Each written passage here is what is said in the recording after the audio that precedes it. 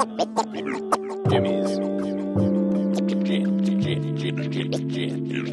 Jam Box.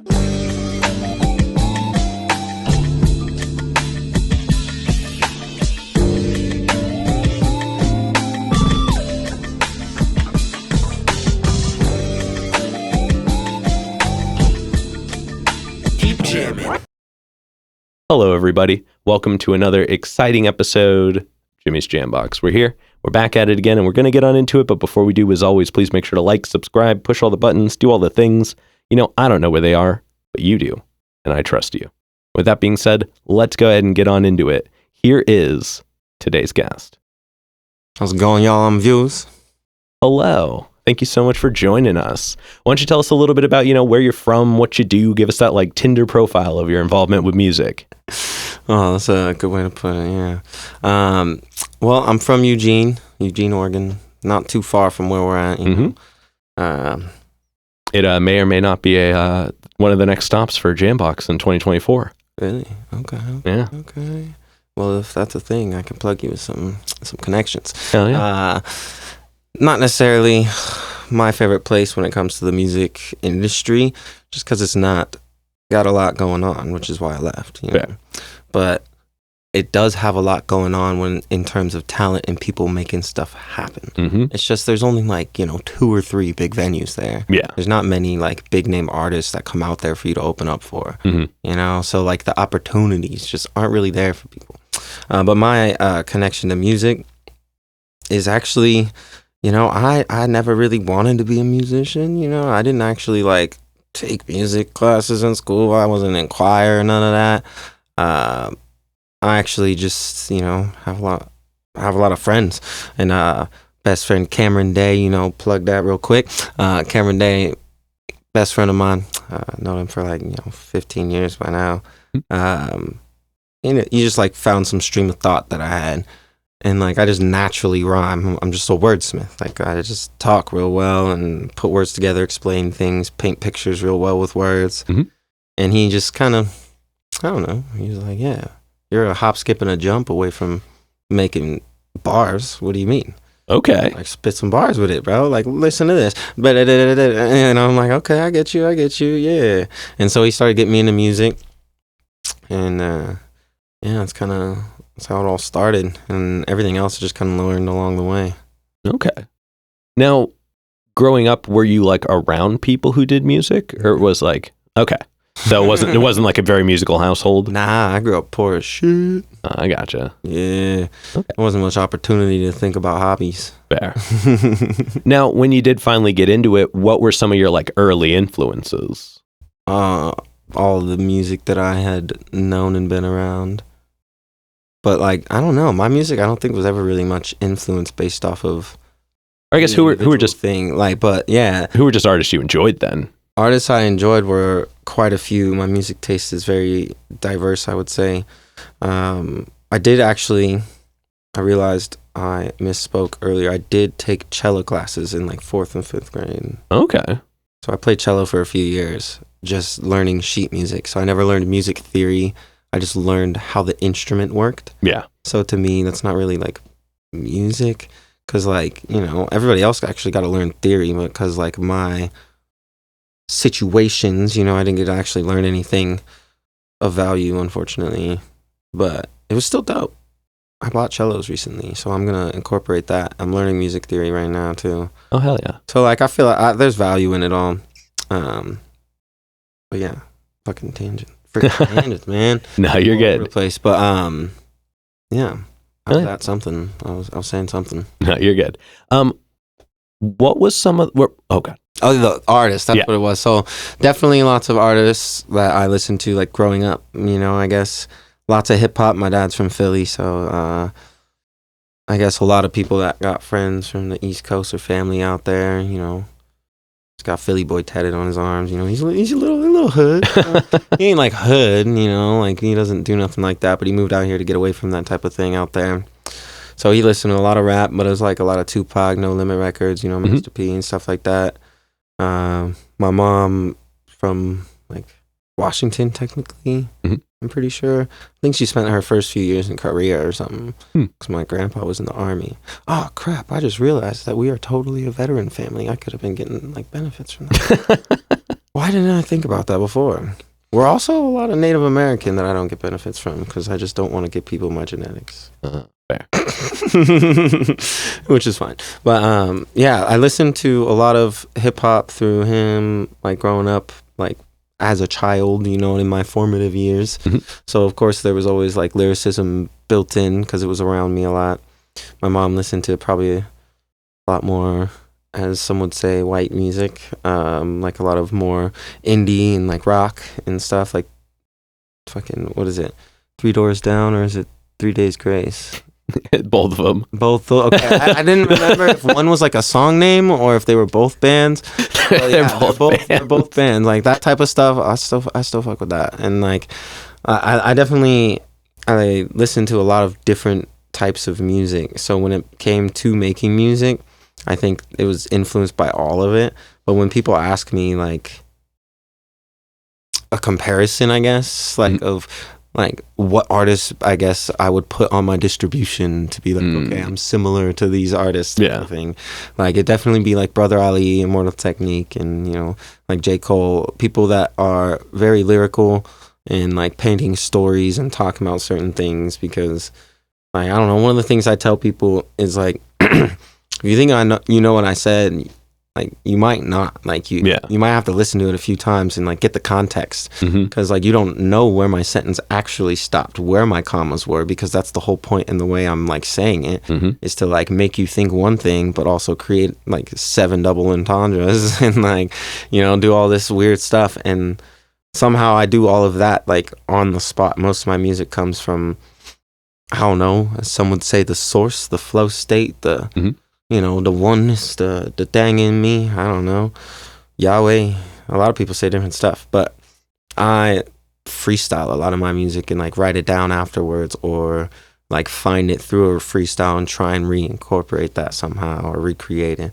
So my influences are definitely vast, but also that's super different now, which is why there was a switch up in my artist name and shit. Okay.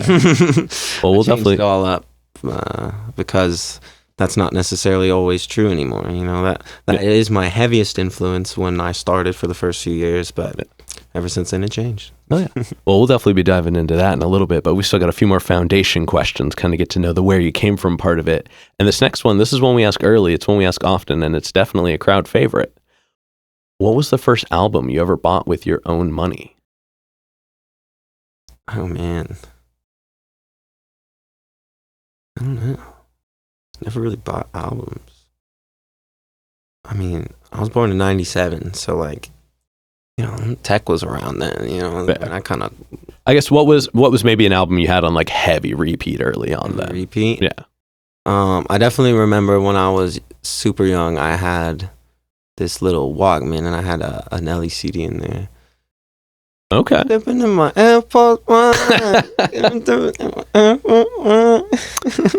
Okay. Hell yeah. Definitely had that in rotation a lot, but yeah, I don't remember ever really buying many albums. I definitely remember starting to buy albums from artists that I worked with or seen or wanted to support, you know, like not big name artists, but like perform at a festival, see an artist that I'm like, okay, you're dope, I want to buy this. I'm never going to listen to it, but I want you to sign it and I'm going to put it on my wall. Yeah. You know, so I've got like a line of all these like albums from like artists I've worked with and people I wanted to support, and running out of space. But I'm starting with vinyls now because I feel like vinyls are way cooler. If I sit down and listen to a vinyl, I'm like, okay, this is like, yeah, it's an experience. This is the experience. Yeah, I'm exactly. not putting in a CD or I'm not playing an album on my speaker. I'm putting this into the freaking vinyl player, record player, and like... It's wild how not having a next button really makes you appreciate the arrangement a little bit more. You know what I mean? Like when you're like, when you don't want to play the game to like find the next song. But also for a record, I don't know. I feel like you don't listen to it to find the next song. It sounds you know? a little different too. And I don't know. I have this book that I got called Booze and Vinyl. Definitely super sick. Shout out to the person that gave me that as a gift.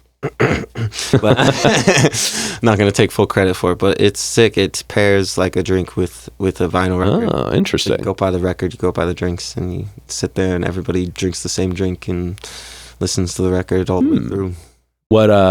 What's been your favorite one so far? I have not actually built a group of people to use it yet. Ah. One of the reasons why I'm currently building my squad. Okay. Yeah. Okay. Well, if you ever want to bring it on the show and do that as an episode. Okay. Little Booze and Vinyl episode. Yeah. Okay. I gotta look into it, make sure it's not like a specific thing, or we can like come up with our own, change the name or something. Or if it's a book. I don't think they can. Yeah, I don't think they can get mad at you for doing an action. It's just something to think about. Yeah, I'd love to do that. Hell yeah. We can definitely talk about having you on something else too, because I've been planning some stuff myself. Oh, okay. My stuff is a little bit more, I wouldn't say edgy, but I got cool plans. Well, we ain't gonna get into that. I have not actually. I can't remember. I remember buying a Kendrick Lamar album. Okay. When I had my first car from Walmart, and being really upset because it was clean. Oh no. But then in the beginning, in the intro, they definitely let him say a bunch of shit that was not clean. And I'm like, this got mass produced like that? Oh man. Oh man. Because it wasn't a song. So it's almost like they skipped the intro and went, oh, this is just an intro. Let's go to the song. Like when they were mediating it. Yeah. But like definitely dropped the N-bomb, like the full N-bomb and stuff like that. And I was like, damn. Hey, I don't know if it was a full N-bomb, but he definitely but it was, what was that one? Butterfly something? How to Pimp a Butterfly? How to Pimp a Butterfly. To Pimp a Butterfly. To Pimp a Butterfly, yeah. That one. Or I might be wrong. Maybe it is How to Pimp a Butterfly. No, I think put it in the comments, y'all. Huh. Yeah, I think so. I think you were right. Okay. I'm barely even remembering it happening. It's a one-word difference. I don't think anybody's gonna yell at us too hard. Right. But we've got one last foundation question. So let's get into that so we can dive into the more current stuff. Okay. What was one of the first shows you ever went to that was like a show you wanted to go to? Oh, the first concert I ever went to was Dizzy Wright at the Wow Hall in Eugene. Okay. Yeah. Okay. It's the first time I got drugged. Oh, well, that's not good. I didn't know it at the time. Well, I mean, I don't think people get drugged if they're knowing it's happened. I think is just taking drugs, isn't it? Like, I tripped on LSD for the first time. Oh. I just thought it was a great experience. Oh, gotcha. I thought I was high on the vibe. We went and smoked blunts with them in the back and everything. It was crazy. Damn. Like, who are they performing with? No, Dizzy Wright was the headliner. Well, I mean, like, who else was on the bill? Oh, yeah. I don't remember. I don't really remember anything before, like, I got splashed with a water bottle of LSD. That'll do it. Everybody did. Oh, God. Like someone, I don't know who it was, but all you see is a hand go up and then ever since, like, it took me, like, actually going to events and purposefully taking drugs to realize, oh my God. That's what Someone happened. Literally put some bomb LSD in a water bottle and, like, diluted it a good amount so it wouldn't, like, cause harm to anybody, and then just splashed it on the crowd just so that they would, like, have a vibe. I was like, that's dangerous. Very yeah. I mean, yeah. But also, you made my first concert experience like amazing. So thank you for that. There's definitely a bit of duality in that situation for sure. A little bit of it. But yeah, that was an amazing concert. Definitely a great time because Dizzy Wright is also one of those artists that's like, I'm gonna like use this platform to like lift people up. Like Dizzy Wright's doing so much like in the community here that like I don't know all of it, but I do know, like I've seen some of it, and like, you know, like Dizzy Wright, shout you out, man. You started me out like on like a track of knowing what a real performance is. Yeah. Cause like that's what was crazy about it. You know, I'm going there. I'm not an artist yet. I'm not like, you know, I'm not really doing the thing. I'm checking out this concert because I listen to this guy's music. I've never like seen him in person or nothing. Like I'm not a fan like that. I don't do that thing. But then it was just like such a cool experience. Like it was the time, like, you know, when Dizzy Wright's coming out, all the lights change and the da-da-da-da. But it was like, I feel like it was before it was such a big thing to pull out your phones, because back then we had like crappier phones. It's not going to really get much. So some people were doing it, but there was like maybe like a trickle of it. But it's a packed house and everybody's like watching. Yeah. And just like the energy in the room and just like, and like the fog comes out and the lights go through the fog, and then, you know, the track starts playing and he comes out, and I was like, oh my gosh, this is entertainment. Like, this is the thing. Yeah. Like, this is powerful, you know?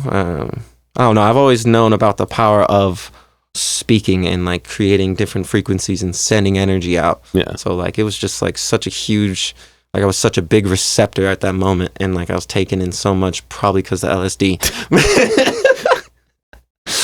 But it was great. It was great. Yeah. Hell yeah. It was an amazing time. I mean, that's definitely an experience that not everybody gets to have. So for better or for worse, you had it. Definitely.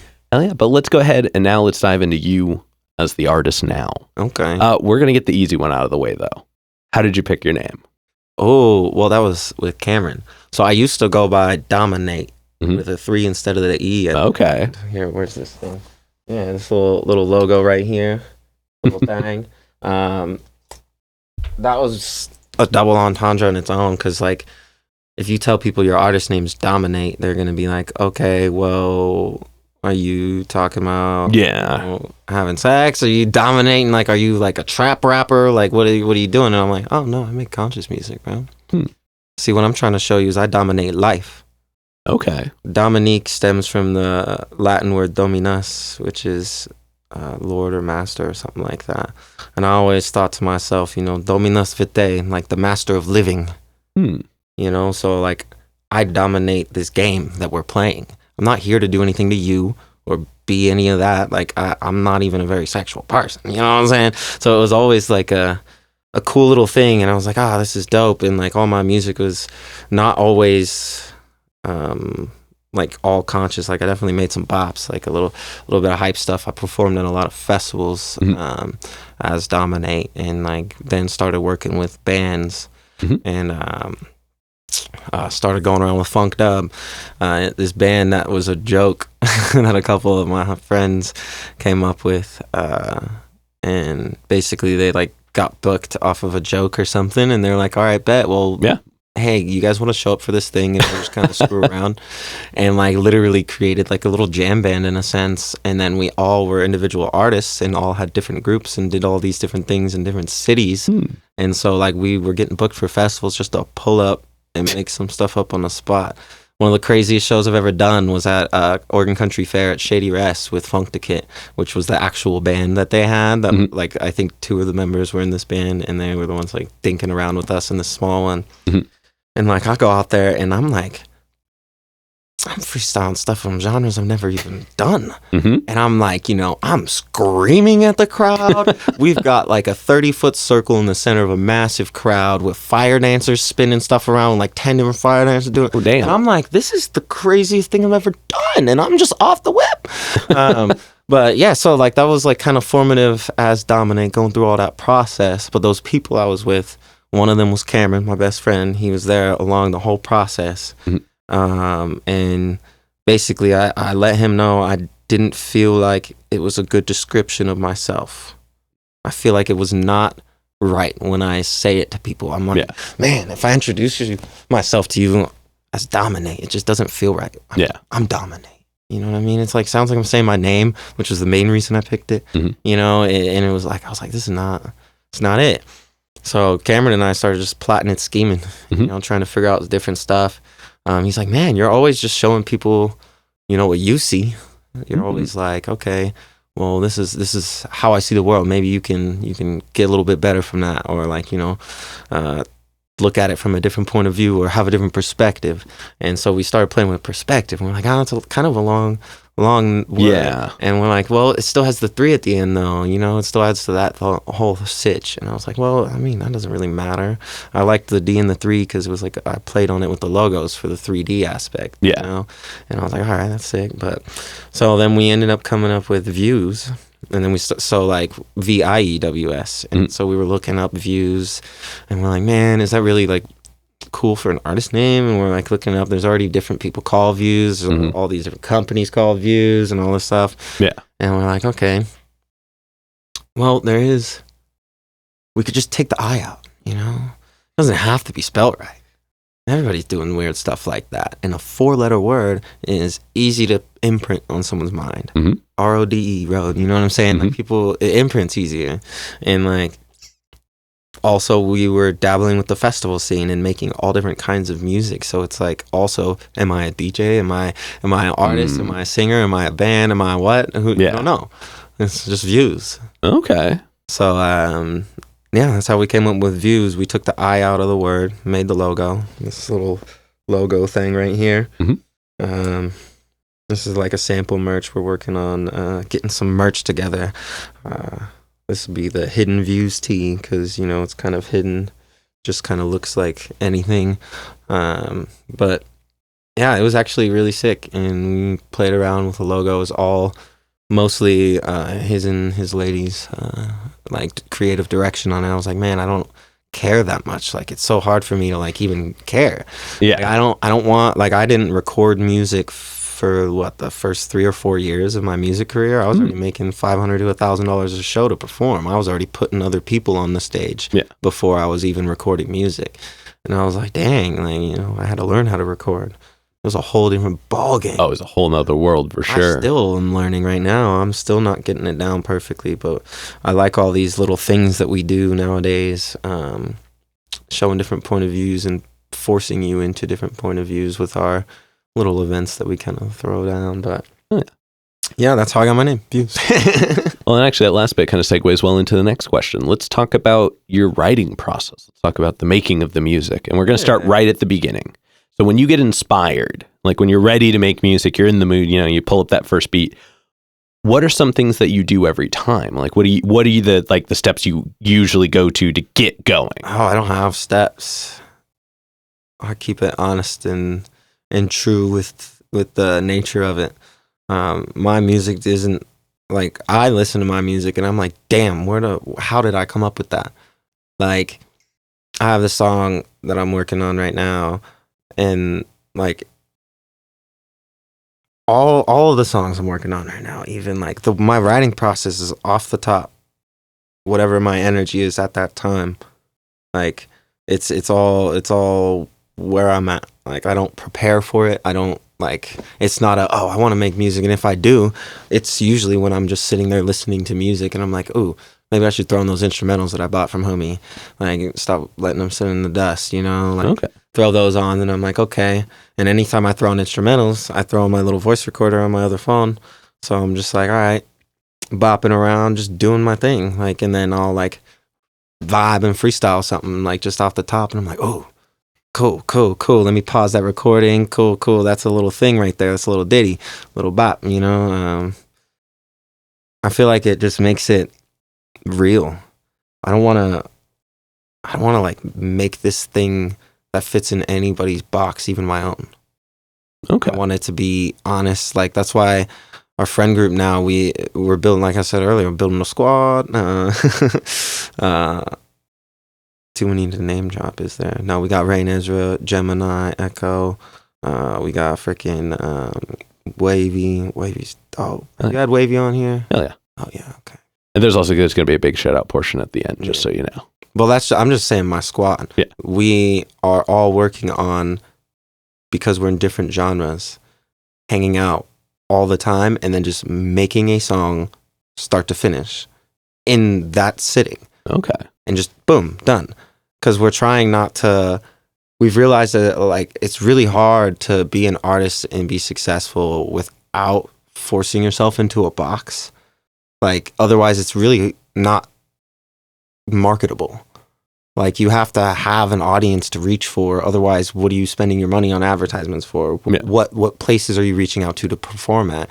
Because like, they're set up by a crowd so that they can have a regular business. Yeah. You know, and like a lot of people don't think about music as a business, I think, and I don't want the art to be thought about like a business. Yeah. So I can think about myself as a business, but not the art. So the art has to just stay true on the spot. Like I will write, but technically my writing form is freestyle. Okay. Like, you know, like it's playing and I'm like, okay, cool. You know what I mean? And then I'm like, all right. Oh, you know, like that. That's just like what my style is. It's just like I just let it, because I freestyled so much. You know, like I learned how to like just make stuff up on the spot and like keep it consistent.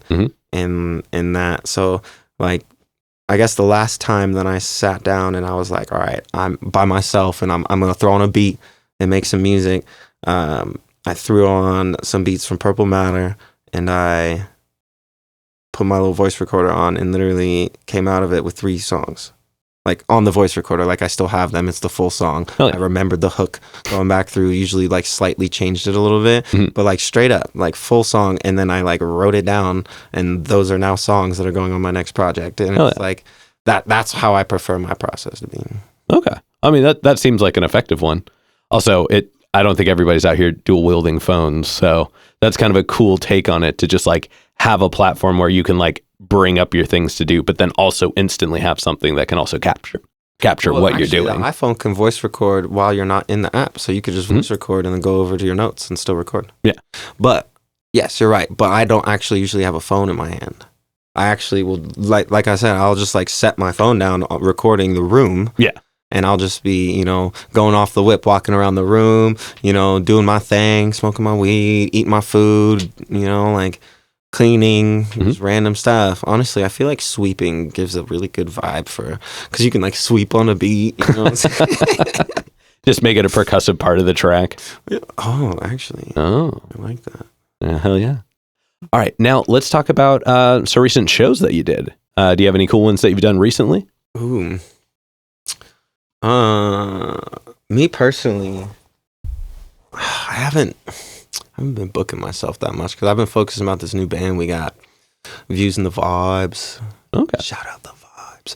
But well, then just tell us about just like a memorable show. Yeah. Well, I was gonna see. It takes a second for my mind to go back because like I have done shows recently. Like I did something at Earth Lab Libations over there, which is like a little intimate little thing at this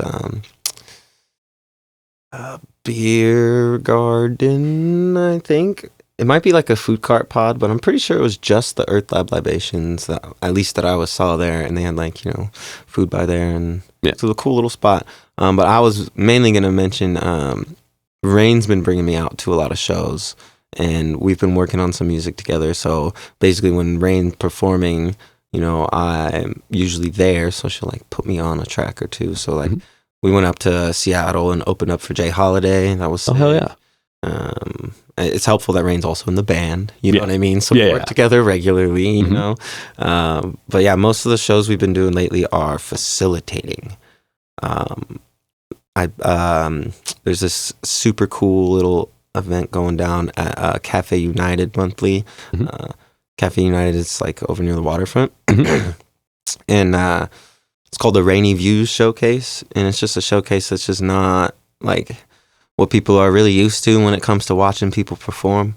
And Rain came up with the idea, but we're kind of collaborating on it to create this spot. I did perform on it, but I don't perform the next time. So basically we're setting it up to where we're both hosts. So it's the Rainy Views Showcase. Oh, gotcha. And what we do is we bring out these artists and then everybody gets a little short set, goes 1 through 3, you know what I'm saying?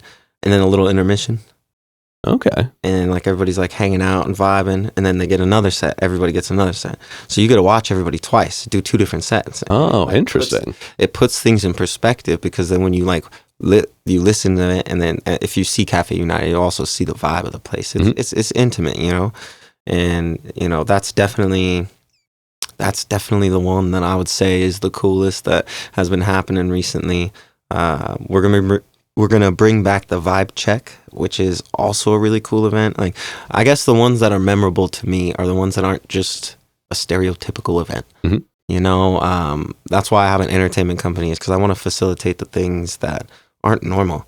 You know, like I booked some people for an apartment complex to go play with our whole band at a 4th floor rooftop hot tub. Oh, okay. They catered it, like the apartment complex catered it. They like brought drinks. Oh, cool. And like we just like I threw a whole like event just up there on the stuff that you're not used to seeing. It's like, okay, this is cool. Like the vibe check, we created this event where we hand select 5 vocalists. And whether they work with bands, whether they're hip hop, R&B, we usually like try and mix it up, or we'll focus on a specific genre. But we take these vocalists, we invite them out, and Views and the Vibes comes out. It's a vibe check, and Views the hosts, which is me. I'm talking third person for some reason. So I'm hosting it, and I hand over the keys to the band to the vocalists, and they get like 5 minutes, and they just have to come up with something off the whip. Okay. And then whoever the crowd thinks does the best then gets booked for the headlining showcase, or the showcase edition to headline it. So they get a paid gig just for having some fun and dinking around with a bunch of artists, and then of course we'll only invite people that we're already working with or like see talent in. We wouldn't invite people out that aren't, like, in our opinion, doing the right things, so then those are also people now in our network. We introduce them to people that are in our network, so we're facilitating a lot of spaces for experiences, rather than, I want to go to the show. It's like, that's an experience. I don't want to miss that experience. But yeah, those are the ones I would say are sick. The Rainy Views showcase. Oh yeah, no, that's all of that is a really cool concept. Oh yeah. All right, now we've got one last question to go that focuses on you as the artist, but this one's kind of a denser question. We've talked a lot about like the things from music, like the experience of interaction with music and such, but what is it about the process of music that gives you the most?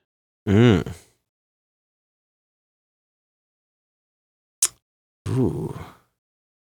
I would say, even though my original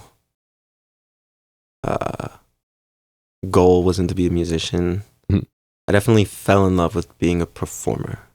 Okay. Realizing that I had that capability to give someone that experience that I had in my very first show. Throwing acid on everybody. No, I'm kidding. Yeah, actually. That's a whole different story. We could talk about Bertha, okay? Bertha, we be stealing souls, okay? Not stealing them, altering them. By choice. But that's a whole different game. The addiction to performing is just so fruitful for my soul. Like, I feel like I was like, I don't know, there's something that takes over. For the first, like, I would say at least 7 years of my performing, I like black out when I perform. It's not like I like that's why I started recording my entire set so I could watch it and be like, okay, where did I mess up? What can I work on? Yeah. And only, I would say, in the past few years did I be fully conscious while I'm performing and being able to add flavor to it on top of my flow state. So it's like being not conscious and not like in control of your body, but also being conscious and adding to that It's so weird. But like the flow state is what gives a lot of people their ability to perform, make art, do their thing. And so like that feeling, that ability to like, one, grow, to become something that I never thought I would be able to look at myself differently.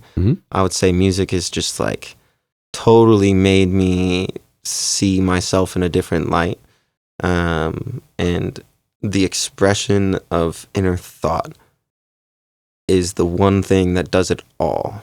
That is the underlying thing that music gives, is expression of inner thought for me. And like that flow state is still inner thought. Yeah. The subconscious is like a telescope, or not even a subconscious is like a, sub-electron microscope or something like that. And whereas like your normal consciousness is like eyeglasses. Yeah. Like there's so much more going on behind the scenes that is your brain, that is your consciousness, that you don't actively have control over. It's something that's built on your psyche over time. And so that expression of that inner thought through the flow state, the expression of energy that's held up, the ability to alter my own energetic filter that's all from the inner thought that is expressed or interacted with, whether you make music or you get deep into music. Like if you love music and you just listen to it, like that's why they make the art. Mhm. Make you feel something. Mhm. You know what I mean? And so that's all you're doing is you're working on your subconscious. You're getting through those things. I like to think about emotions and thoughts as like things that are like, all right, boom, this thing's like a little cloud passing by, whether it's rainy, stormy, whatever. It's something passing by. Clear skies, anything. Even clear skies is technically passing by. It's air, it's moving. Yeah. So like, it's like all passing by, and people seem to like just stare at it. You know what I mean? Instead of letting it be this experience passing by, whether it's the feelings, the emotions, whether it's like a bad thought or a good thought, or it's like, people are always reaching for something. Yeah. Not in a sense you shouldn't have goals, but like thoughts are meant to be thought, not continuously thought about. Mhm. You know what I mean? You're supposed to understand it, incorporate it into your core subconscious, and then now you don't need it no more because it's in your subconscious. You don't need to think about it actively in your conscious. Yeah. That's just a waste of time. So all those inner thoughts being expressed and understanding all of this stuff that I'm even talking about now is all comes from being a musician and actively learning all of these things about music itself, like through the application, not music theory or like music education, through like seeing what it does to people, like watching your friends perform, wishing you were in their band for like 20 shows before they let you come perform with them. But because you've been to 20 shows, you're less watching them half the time and more watching other people. Or now you just learn how to shoot good videos on your phone because you wanted a video of your friend's thing. Yeah. And stuff like that. It all comes from like the growth of that inner thought being expressed and being able to be understood. And I feel like the easiest way was through music. I never would have really got through it I don't think, because if I didn't become a musician, I would have become I'm a mechanical engineer and been in school forever and learned all this like statistic data stuff instead of more life experience stuff. And that's the power of music. Hell yeah. Hell yeah. Well, thank you for sharing with us. Yeah. All right, now let's go ahead and let's move on to some hypothetical questions. Ooh. And these are all, sky's the limits. They're all made up, so there are no wrong answers. But this first one, if you could work with any one person who's currently alive, who would you work with and how would you work with them? Oh. Yeah, that's a hard one because I don't really pick favorites. I mean, it could be anybody. You know what I mean? Like, Anybody? yeah, like it just, as long as they're alive. One person alive that I could really work with. Low key, it'd probably be Cameron Day because we've never made music together. We don't have any like on record, anything. Okay. Best friend got me into music, literally was my guide through everything I've learned, and we don't have no tracks together. Interesting. Yeah, but I think the goal of the question really is like what like big name artists or like artists other people would know that I would want to like work with. And there's honestly, and again, it doesn't have to specifically be artist. The preference is person. Yeah, so it's like it can be somebody in the industry, it can be somebody who's like just like a mental, like like somebody who's conscious. Because like I'm not, I usually do the business side for myself. I don't know. There's a lot of other stuff like videography and stuff like that. I feel like those are situational and like you don't really know too much about that. Like I definitely want to work with was it Pink Beanie or whatever. Homie does some fire stuff. But I would say like an artist because those are, I feel like, what would be actual descriptive of how it would be. Otherwise it'd just be like I'd pay this person for their service. Yeah. I'd want to like either J. Cole or Kendrick Lamar. I would want to sit in a freaking studio with them and freaking bust out like a 10-song project. Okay. Over the course of like 48 hours, like locked in, bro. That would be sick. Hell yeah. Those two have amazing minds, like very intelligent and very quality energy. I don't want to say good because I don't like good and bad don't exist. That's our own conscious filter of it, in my opinion. But like quality energy, like it's not tainted. Like they're not trying to like do anything other than what I'm trying to do, in my opinion, and like express myself, express my experiences, express my point of views. and in the hopes it might open your eyes to a different point of view. So yeah, definitely Kendrick Lamar or J. Cole. I can't give you one or the other. That's all right. Both of those two are the two artists that come to mind that I know everybody knows, but I'd make some fire music with them. Oh, yeah. Also Snoop Dogg, though, because everybody says I sound like Snoop Dogg, young Snoop Dogg. But that's not a me thing. I feel like it's an everybody else thing. That's fair. You know, everybody else probably is waiting for me to do a song with Snoop. You know, I think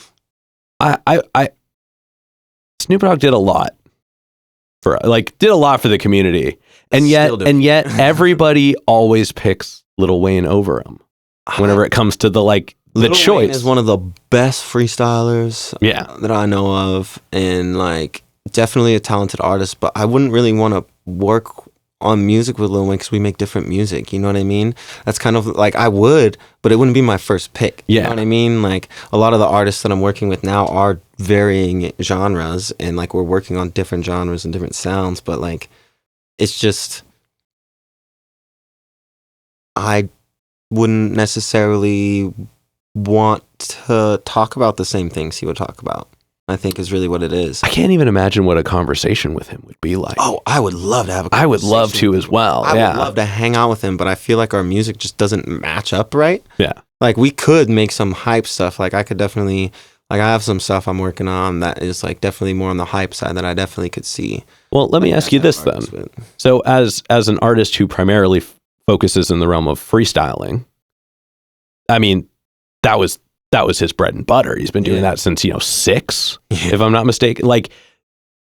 I feel like if that was like dominantly how I did it, I would love to freestyle in front of him and then have him like look at what I did and like present different ways of approaching thoughts for words. So like his style might not be indicative of your style as well, but what you two do is similar, and there's mentalities that I think translate past just styles. You know what I mean? Which is also why I've listened to a lot of Lil Wayne's music and watched quite a few interviews that Lil Wayne's done. Oh yeah.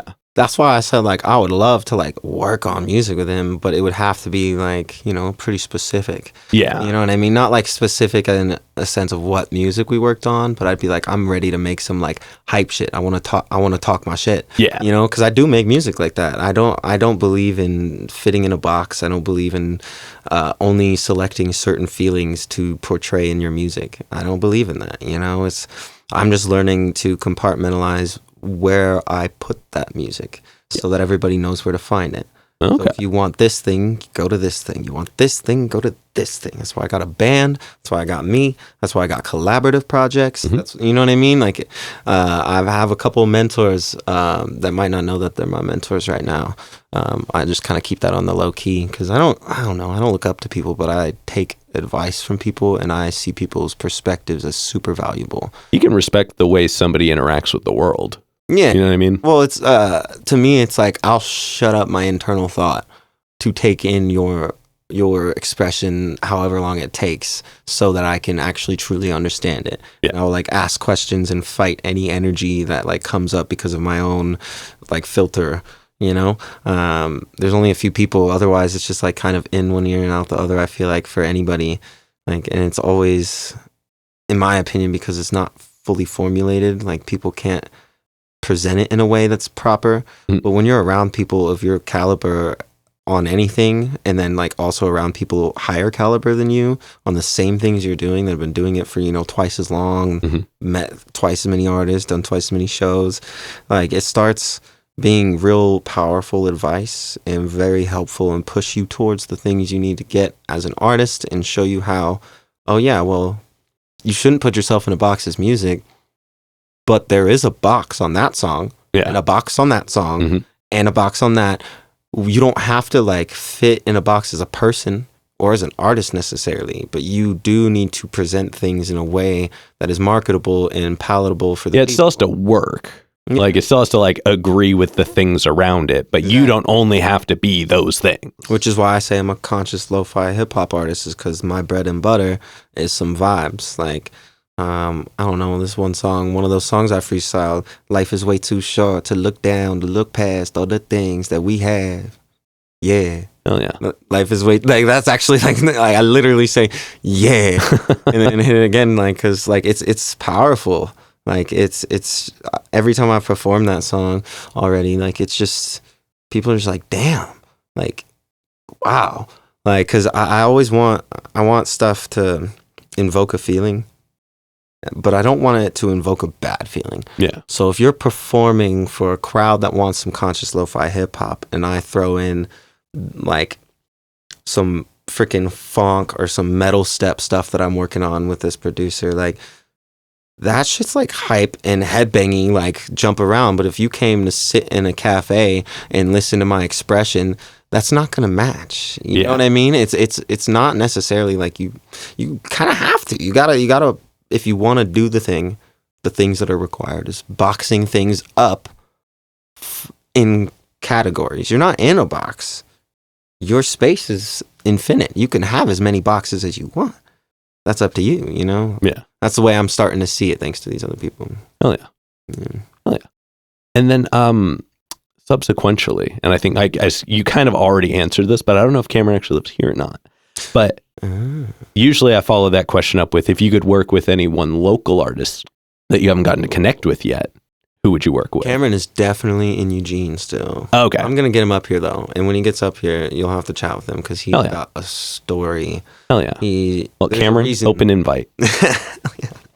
There's a reason, you know, he was able to be my guide through all of it and be my mentor through my formative years of music. Okay. So, but yeah, locally, oh, man. I've really been working with a lot of people that I've wanted to work with, which is kind of unfair. But honestly, homie that was on one of your most recent episodes, Scooter Rogers. Oh, hell yeah. Yeah, shout out Scooter. Mad talented. One of my first friends up in Portland is Larissa Birdseye. So my first experience of seeing Scooter Rogers was in that song they did. So I was like, okay, dope, okay, you know, so I follow homie. I seen him doing his stuff, and like I recently saw him at what is it? I don't know, the Vibe. Anything that's the Vibe. I got Views in the Vibes now, so I'm paying attention to anybody that's like the Vibe thing, because you know collaborations are always afoot. But I went to the Vibe, and like he did a dope performance. They were hyping up homie who just hit some crazy plaque. I was like, I didn't even know, dude. I was like, damn, that's dope. But yeah, Scooter Rogers, just lyrical, very, like, in my opinion, like me, because it's thought out. Like, he knows what he's saying, and he is delivering it to you with, like, he's delivering it to you with gumption. Yeah. Like, he's like, nope, shut up and take it. I've got the mic. You know what I mean? Not like necessarily in anything rude, but it's like that energy that captivates the room. Yeah. And I like to pride myself on like how when I grab the mic, I will take people's attention. Like my voice just does it. Like there's something that goes into it, and I see like a similar vibe, and it's just I like it. I would Scooter, if you want to, I've been working with a few dope producers that you probably know, so we should definitely work on something. Hell yeah. Well, y'all know what to do. Add them in the comments. Let's make it happen. All right. And then to wrap up the hypothetical questions, if you could get one more album from an artist who doesn't make music anymore, either they just don't make music or they're no longer here with us, but it could be anybody, who would you want an album from? Oh, damn. That's a hard one. I wish I was better at going through people's like full projects, you know? I get lost in the sauce. There is so much music to interact with. And being someone that I literally don't want my music to be even tainted by my own like filter, which is why I try and do that so through the subconscious. And so I try and switch up what I listen to even all the time. So like I don't even listen to the same music I listened to like 8 months ago, you know? And so for that, the first thing I think of is the album Distant Relatives with Nas and Damian Marley. If Bob Marley was on that, like a remake of that with Bob Marley would be okay. Mainly because of father and son. Yeah. But also, I don't know if Nas and Bob Marley did anything. Probably, but like, Yeah, that's a good I question. think Nas. No, maybe Bob Marley wasn't. I can't remember when Bob Marley passed, but yeah, definitely. Best friend Cameron Mhm. shares a birthday with Bob Marley. So Oh, maybe that's okay. why we were just talking about Cameron or something. I don't know. But yeah, Bob Marley definitely like. I just the same thing. Like, if you listen to his music, even the stuff with the smallest little words, like there are like four meanings to it. Like, Oh, if yeah. you talk to anyone that knows him, and like it's just that's a talent that you don't, like that's a beauty to it, being able to give people all these different feelings from listening to the same song over and over, Hmm. more and more depth. It's almost just like your layers of consciousness when you're trying to find yourself. You Yeah. know what I mean? Like, people call it being enlightened. I don't like that necessarily. I do mention it sometimes, but I feel like finding yourself's better. You're just like finding how to work your brain the best it can, Hmm. and get out all the bad thoughts and stuff. But yeah, Bob Marley is probably one of the best at that. Hell yeah. That's also a really good answer. All right. We're going to go ahead and start wrapping this up. Why don't you tell us what you have coming up? Let's see the first quarter of 2024. What can we look forward to? Ooh, first quarter of 2024. Oh, okay. So first thing, I recently came up on quite a lot of sound equipment. Ooh, okay. Like 4 foot by like 2.5 foot subwoofers and stuff. Okay. Like too much for a venue. Mhm. Unless it's a DJ club type thing with like EDM, that would be fun. But it started me on this track of getting a warehouse of sorts. Okay. I have been coming up on equipment throughout my career, and I'm trying to start a way of implementing it all. So basically, I want to work with a couple people and get a little warehouse action and start making merch, start having space for people to like design things, a little photo studio, video studio type of situation. Because I have to pay for storage for all this equipment anyways. Mhm. It's not going to fit in my Portland apartment. You know Fair. what I'm saying? They don't give me much storage, and I'm not filling my second bathroom again. That's what I used to do. And definitely a good friend of mine, Adam, is letting us store it right now at what we call the Fib Dojo. Mhm. If you haven't played the game Fib or backed the the Kickstarter's over, so it's too late. You got to buy it full price. He started a card game. Okay. And it's like, in my opinion, a better version of Cards Against Humanity in a sense. Mhm. It's more about building a story. It's super cool. Mm. But that's something else. But he is allowing me to store my stuff there because I came up on it and had nowhere to put it. Yeah. Like, that sucks to have too much stuff Yeah. sometimes. But he plugged me up, so we're working on that together. I'm trying to also bring in a couple other people on that. So that's a really cool thing in 2024. Definitely my entertainment company, we're going to be facilitating a lot of different events. I'm going to be hosting a lot of events. So like currently I'm working with Scrape Zine and Vacancy PDX to do a little open mic action at a clothing store. So it's Oh, hell yeah. meant to create these experiences for people at this clothing store, and I'm trying to help them with throwing some events too and like having equipment for whatever they need type Mhm. situation. So that's really cool. So like a new open mic that's gonna hopefully take over by storm, because there's already a million of them that somehow are always all booked with freaking fire artists. Like, I swear, you pop up to any open mic and they're just dope people, every single one. Yeah. So that's dope. And then what else? Lots of projects, actually. Lots and lots of projects with different artists. Views and the Vibes is going to take off. We're going to get a Views and the Vibe project out. So that's my band. Mhm. I got 3 vocalists in there, bass, guitar, drums. Working on a new keyboard player. Life happened, and our keyboard player now has like 2 jobs and freaking works way too much for us to drag him around doing this freaking youngin' thing.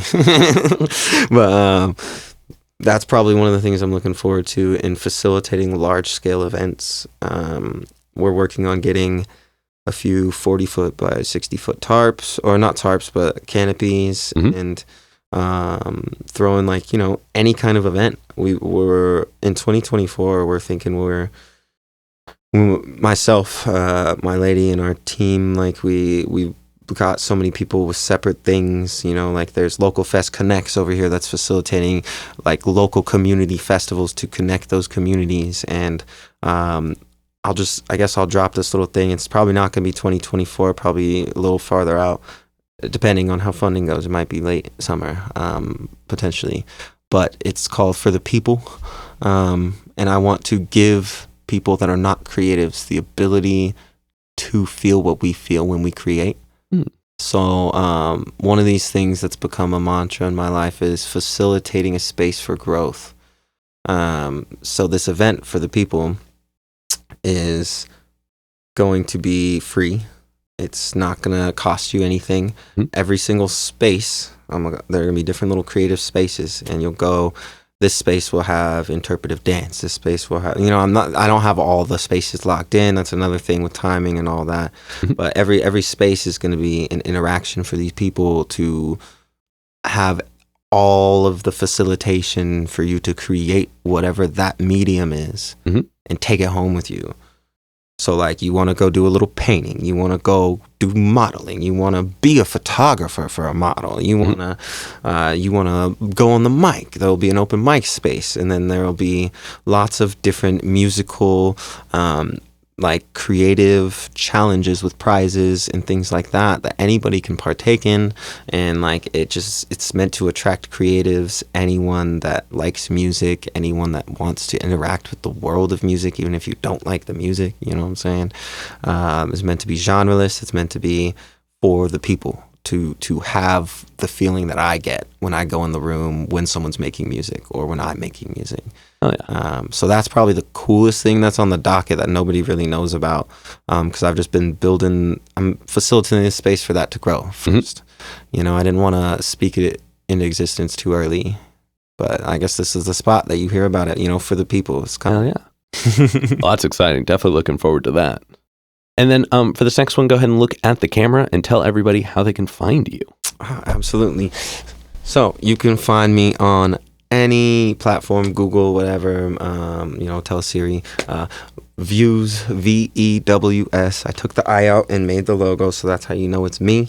Point of Views, is the Instagram specifically. World Views is the website. And yeah, that's pretty much all you need. Oh, yeah. And then any other plugs, any other shout outs, anybody else you want to put on while you're on here? Oh, that is valid. Okay. So there's so many dope people in this city. I already shouted out Larissa Birdseye, Scooter Rogers. I hinted at Rain Ezra and Gemini. Gemini's up and coming, probably going to be your favorite artist here soon. Echo the Savage. Got to shout out Avi because he is doing some stuff in the city, and I feel like more people need to pay attention. Got to shout out Wavy Joseph and Wave Pro. Actually got exclusive production rights for Gemini and I's project that we're working on. And Adam Stockman and Fib Studios, FIB. Definitely get that game. Fib, A Game of Liars and Thieves. It's going to be the highlight of your next party. I swear to you, so fun. You might see me in the ads or something. And then gotta shout out all the venues out here like that are putting on local music specifically and highlighting that space to grow them. So like Kelly's Olympian, Atlantis Underground / Mississippi Pizza. I can't hit all of them, but like all the ones I've been to recently, you know what I'm saying? Mississippi Studios is dope because they're outreaching into some smaller people, which I love. All the places that are out here putting us on and giving us a space to grow. Hell yeah. Hell yeah. There's a lot of them. No, that was great. Everybody take note. That's how you do the shout outs. Okay, bet. All right. Now we've got one last question to go. But before we do, I'm going to steal the camera for just a second. Do the thing. As always, y'all, please make sure to like, subscribe, push all the buttons, do all of the things. I don't know what they are, but you do, and I trust you. With that being said, the final question. And this one's entirely up to your interpretation. But what's a song that you just wish everybody knew? Oh, that's hard. That's so hard. Because the first instance as an artist is like, all right, which one of my songs? You know what I mean? Fair. But then me, I pride myself on finding like not popular music and like finding stuff that should be popular and like artist music that should be popular. And like, low key, any song from Wavy Joseph Okay. in his catalog that is not released. Well, I want to release anything in there. Anything, any of those songs. You cannot listen to them anywhere, but those are the only, oh man, that's the only thing I can think of. Every time we make music and hang out, he just pulls out, like, he's like, oh yeah, we're on this vibe? Okay, yeah, bet. Here's this song and this song and this song that I made 10 years ago, 6 years ago, 5 years, I don't know how long, but like, he's like, yeah, I already, like, he is probably the most talented person that I know. That doesn't want to be famous, doesn't care about the money, doesn't care about nothing. He's just like, I am here to do the thing. oh yeah. And yeah, the music he got in his unreleased, as soon as he makes a release, follow Wavy Joseph, WAVYJOSEF, no PH. Ain't my dad, ain't my brother. You know what I'm saying? He gonna be releasing soon. He will be. But yeah. Well, for the sake of the question, what's a song that everybody can listen to that you wish everybody knew? Oh, Go Long by Wavy Joseph. There you go. Perfect. All right. Well, everybody go check that track out. Yeah. All right. We're going to go ahead and wrap this up. Thank you so much for joining us. Absolutely. Thank you for having me. Hell yeah. Hell yeah. This has been another exciting episode of Jimmy's Jambox. I'm Jimmy. I'm Vews. And we're signing off. Later, y'all. That's a wrap. This is not a podcast. This is a show.